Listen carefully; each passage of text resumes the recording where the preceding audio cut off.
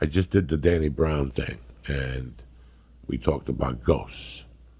And I know for a fact, and this is Joey talking to you as a man, the house I grew up in North Bergen, that house had ghosts in it, disgruntled ghosts. Yeah.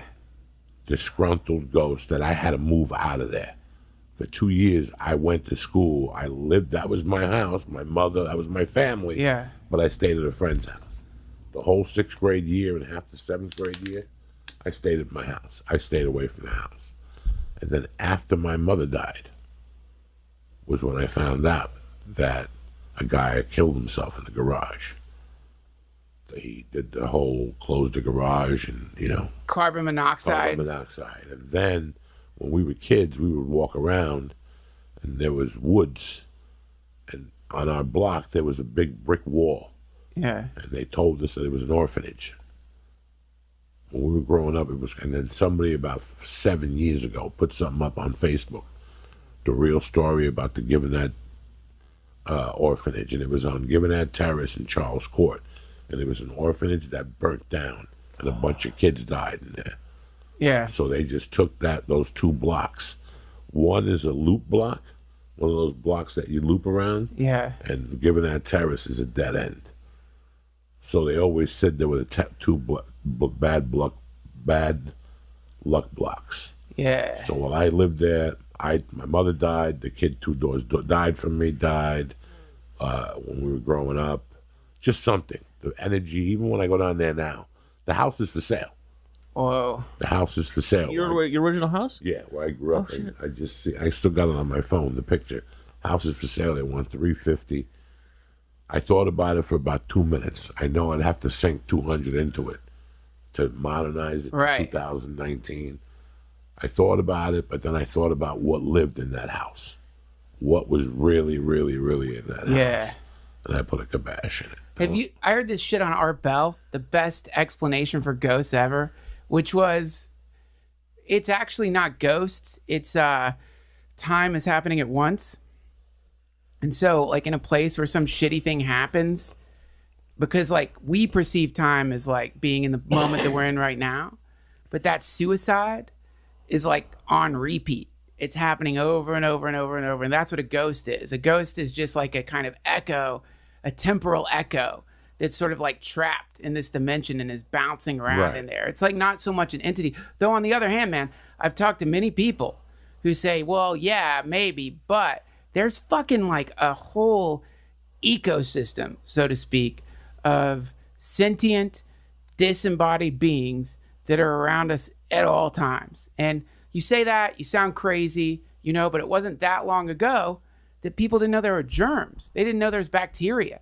They had no idea. They didn't know you should wash your hands. They didn't know there was, and if you started saying, there's like tiny little evil beings that are actively trying to kill you, that if you just wash your hands, you're not going to get sick as much. People would look at you like you're out of your fucking mind. What are you talking about? There's a doctor who started recommending that other doctors wash their hands before surgery. When they're delivering babies, because the infant mortality rate was so high, and he figured out, like, oh yeah, if your hands are dirty. Are you fucking blaming me? Look it up. There used to be a saying: a gentleman does not wash his hands. You know what I'm saying? On what year did this change? What year did this finally... I don't know the year. I mean, I don't know about you. I've been washing my hands since 19 fucking... I feel dirt on my hands. It drives me crazy. I think it was Lee that's saying that he doesn't like jelly on his hands. I don't like anything sticky. Like 1847. They first practiced... Are you fucking serious? Yeah, man. I just knew I don't like my hands dirty. No, dude, doctors would have their fucking hand in a dead body, just like, what the fuck is this? They didn't know what it was yet. It was like to get the right to look into a dead body at the time. It's not like it is now.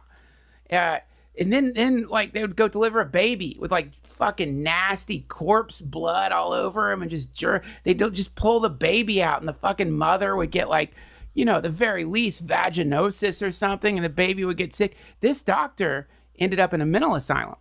He went crazy because he knew he was right.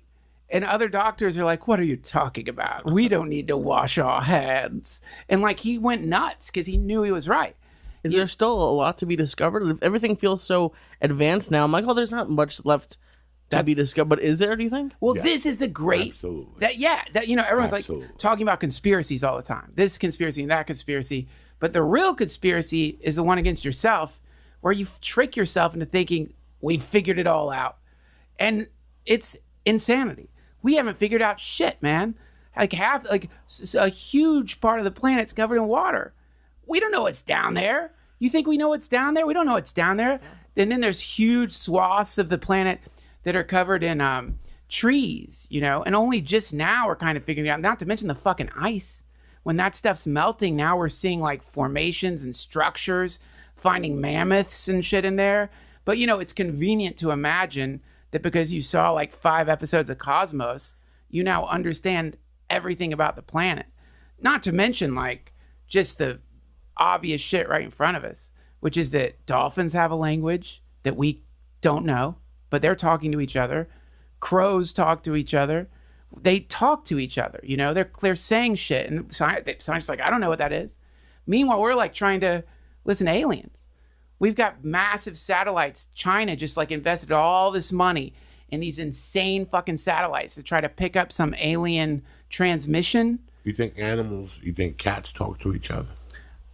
Sure. I think they work more telepathically. Cats. Yeah. I had one situation where I broke up the brothers. Both of them are dead now.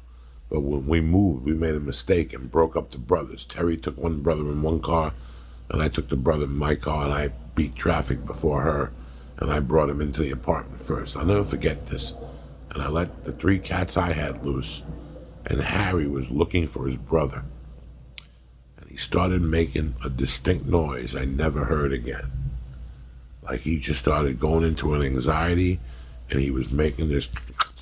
Yeah. And it wasn't a hiss or nothing. It was just this really weird thing. And when Terry brought Demi up and let Demi out, they both went up to each other and started making that noise. I never heard them do it again. Weird. And I knew that's when I learned the bond between them. I knew that if something would happen to the other one couldn't handle it. And sure enough, one died and the other one died 3 weeks later.